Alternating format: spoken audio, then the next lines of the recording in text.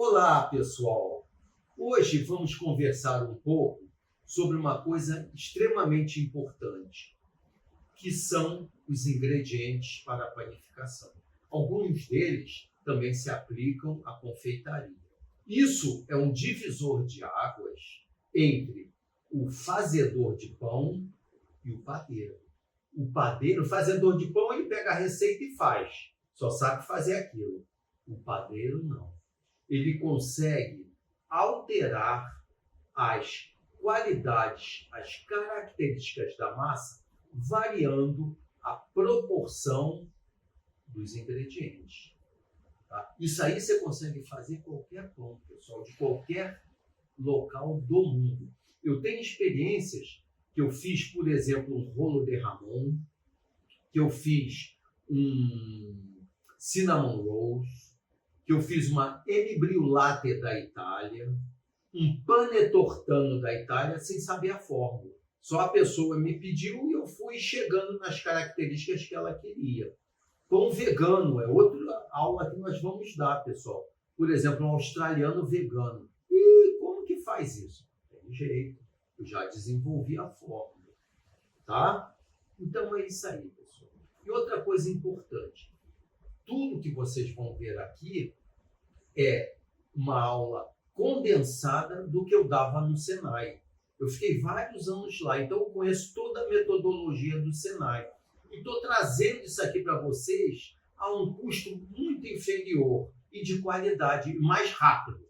Isso que a gente precisa, pessoal. Então vamos lá, pessoal. Vamos falar um pouco sobre ingredientes. Eu tenho aqui meu laptop, né? Porque eu posso esquecer de falar alguma coisa. Então isso aqui vai me lembrar, tá? Nós vamos falar sobre os ingredientes, os tipos de ingredientes que nós temos, suas propriedades, suas funções e o que mais. É isso aí. Então vamos lá. Coisa mais importante, eu vou colocar aqui na tela depois uma foto de um grão de trigo, só para vocês entenderem. Todos os cereais, eles são parecidos com isso. Isso aqui não é um foguete não, pessoal. Isso aqui é um grão de trigo, tá? Então, o grão de trigo, ele tem as principais partes dele. É o germen de trigo. Para que serve o germen? Ele é uma parte do trigo altamente proteica. Ele é muito utilizado na indústria de cosméticos, tá? Ele é a parte de gordura do trigo. Aqui em volta, isso aqui é o farelo do trigo. É onde está a riqueza de fibras do grão de trigo. E qualquer outro grão é a mesma coisa, é parecido. E aqui é o que a gente chama de endosperma. O que é isso aqui? É a parte que eu faço a farinha.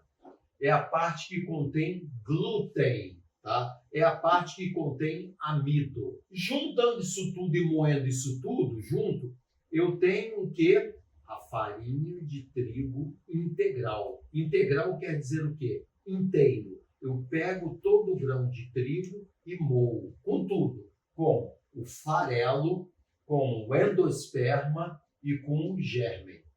Ok? Então, só escrever para vocês aqui, ó. Farelo e aqui endosperma. Não precisa gravar esses nomes, não. Vocês só sabem. Tem que saber o seguinte, ó. Eu tenho essa parte que é a gordurosa, essa parte que contém o glúten e essa parte que contém o farelo. Então, começa a pensar, pessoal. Se eu moo todo o grão de trigo, eu tenho mais ou menos glúten do que se eu moer somente o endosperma.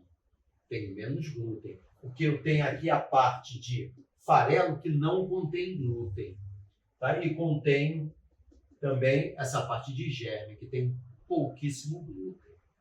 O que é uma farinha mais branca ou menos branca? É quando eu tiro mais ou menos o farelo e o germe. Isso é separado na parte de moagem. É possível, em peneiragem. Tá? Então, uma farinha extremamente branca, o que acontece? Ela é tirada aqui do centro do grão do trigo. Já uma farinha mais colorida um pouquinho, ela é tirada dessa parte toda. E a integral, ela vai com o farelo. Nutricionalmente falando, vocês deveriam optar, de preferência, por quê? Pelo grão inteiro, a farinha integral. Porque ela é rica em fibras, é rica no germen e tem também a parte de glúten. Tá? Mas tem gente que gosta de ver o pão branquinho. Pão branquinho é essa parte só interna, não tem fibra nenhuma praticamente. Aí você sabe. A fibra é importante para quê? Para a sua parte digestiva. Tem outras características que ela é importante, outras funções. Mas para a parte digestiva, pessoal, é importantíssima. Tá? Bom, falamos aí do grão de trigo. E agora vamos falar do segundo, da coisa mais importante, que é FT, a farinha de trigo. Então, a farinha de trigo é o que manda na panificação quando eu utilizo o trigo. Ela é a coisa que vai mais, o ingrediente que vai mais, maior quantidade na sua forma. Ah, professor, que farinha eu compro? Bom, temos várias opções que vocês devem testar, de acordo com a localidade que você estiver. Tá? Eu, aqui no Rio de Janeiro, eu tenho um acesso muito fácil na Blume Alimentos. É isso aqui, pessoal, essa farinha. Eles têm diversos tipos de farinha que atendem às minhas necessidades. Eu utilizo essa aqui, tá? Supreme, tá? É uma farinha boa, aditivada, e eu consigo, a partir dela, fazer qualquer tipo de pão. Já quando eu vou fazer uma pizza napolitana, que tem totalmente outra característica, eu uso uma farinha, outra farinha deles. Quando eu vou fazer um bolo, é outro tipo de farinha. Eu tenho que usar um trigo que tenha menos força. Porque senão o meu bolo vai parecer um pão, vai ficar duro. Então eu preciso uma farinha mais fraca. E que quando eu faça o bolo, ele não crie muito glúten. Então o conteúdo de glúten tem que ser menor. Geralmente, para a panificação, a farinha de trigo deve possuir 11% de glúten. Já uma farinha para bolos, 8%. E uma de pizza pode ser 12%, 14%. Tá? E aí tem outras características que nós vamos conversar sobre as farinhas. Mas aí é muito detalhe para hoje, ok? Além da farinha de trigo, nós temos o que é a farinha de trigo integral, né? E eu queria falar uma coisa da farinha de trigo. É a sua absorção.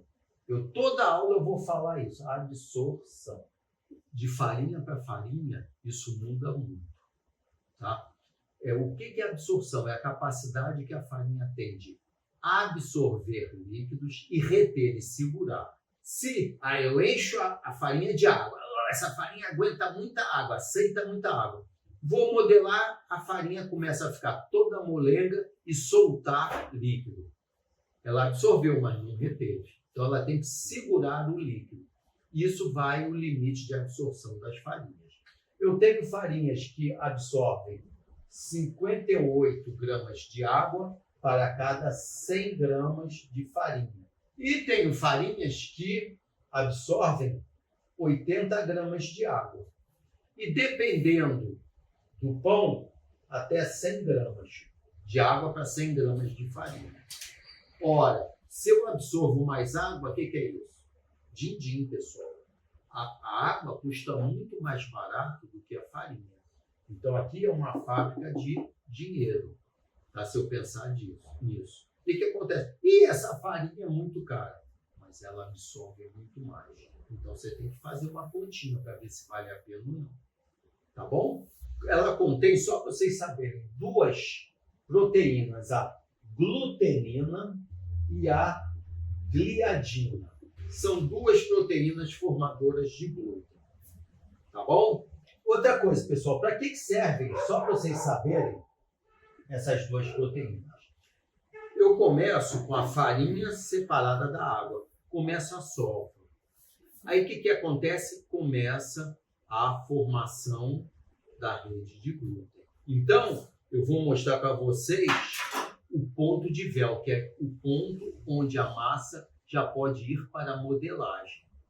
Se eu não tiver esse ponto, o que acontece? Eu não vou ter uma massa elástica e que consiga alongar, ou seja, extensibilidade e elasticidade. São duas características da massa. Por que eu preciso de um pouco de elasticidade? Para a massa se expandir e não furar. Tá? E extensibilidade, eu alongar a massa sem ela arrebentar, sem ela rasgar. Então, são as duas características que eu necessito ver na massa. Eu quero diminuir a elasticidade, a massa está abrindo e fechando, eu não consigo fazer nada. O que eu faço? Descanso.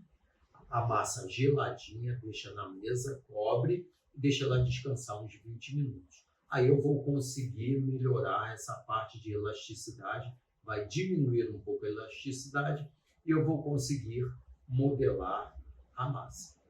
Tá bom? Mas, pessoal, não existe só farinha de trigo. Existem outros tipos de farinha.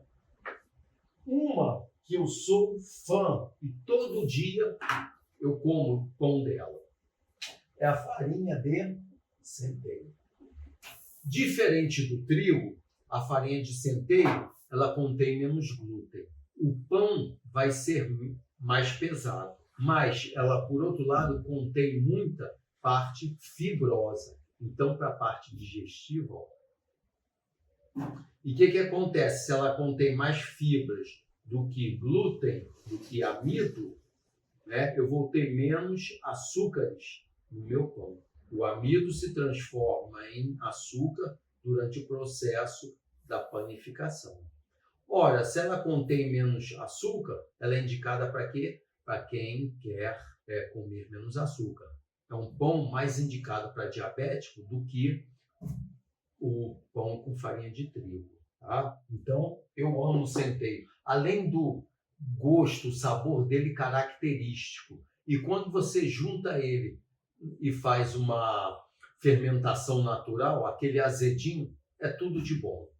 E eu vou ensinar vocês a fazer pão de centeio com fermentação natural. Também vou mostrar como se faz pão de farinha de trigo integral com fermentação natural. Ah, professor, tem mais outros tipos de cereais? Tem. Eu tenho espelta. Isso aqui quase não é conhecido e é caríssimo. Espelta nada mais é do que um trigo ancestral da antiguidade. Tá? Você tem variações do trigo de acordo com a linhagem dele, de onde ele vem, do solo. Se o solo, o trigo que eu planto aqui vai ser diferente do trigo do Canadá, da Argentina, por causa do solo, da temperatura, do clima e da umidade. Tá? O trigo varia mesmo de acordo com isso. E o espelta, ele contém menos glúten do que o centeio. E é um gosto assim mais forte ainda. E vai ser um pão mais pesado. Ah, o que mais que eu posso ter? Soja. Então, nós podemos ter uma mistura de soja com farinha de trigo. Porque a soja em si, ela não contém glúten. Pode-se entrar numa formulação. Olha só, formulação, pessoal. Aí que entra o padeiro e deixa de ter o fazedor de pão. Tá? Ela pode entrar para o pessoal que ou quer consumir menos trigo, você faz uma mistura, ou o pessoal celíaco, que não pode comer trigo nenhum. Então tem que ser soja mais alguma coisa.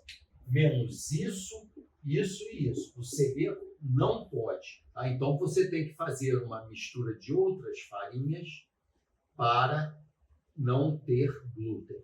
Dá um pão saboroso também. Eu posso também fazer introduzir arroz, uma farinha de arroz. Problema nenhum. O arroz não contém glúten, que nem a soja. Se eu misturo farinha de arroz com farinha de trigo, eu diminuo a quantidade de glúten. Aí tem 1001 outros tipos de farinha. O fubá é outra alternativa. Ele não contém glúten, em princípio. Por quê? Se ele for processado no mesmo equipamento que processa farinha de espelta, centeio ou trigo, ele vai conter traços. E aí, isso para o celíaco pode ser muito problemático. Já se é uma pessoa que só não quer comer trigo, então o traço é muito pequeno na quantidade. Tá? Então o glúten que ele vai formar é muito pouco. Então você num pão de fubá, assim que eu faço, geralmente é 30 gramas de fubá e 70 gramas de farinha de trigo. Tá? E outras coisinhas mais que a gente bota, de açúcar, sal e tal.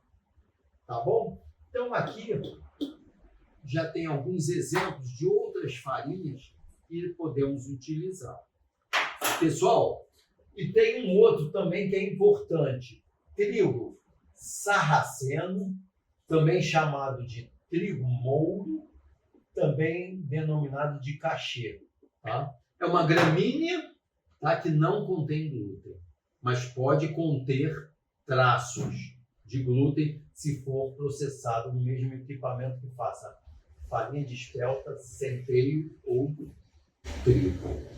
O sarraceno ele tem uma característica muito interessante e gostosa. Ele dá um amargor na massa. Tá? É extremamente nutritivo. Agora, eu não usaria colocar mais do que 5 gramas de trigo para 95 gramas de farinha de trigo, que eu acho que vai mudar muito o sabor do pão. Tá? Então, você vê sempre na aula de matemática, lá de formulação, sempre a soma das farinhas tem que dar 100. A soma das farinhas tem que dar 100. Tá bom?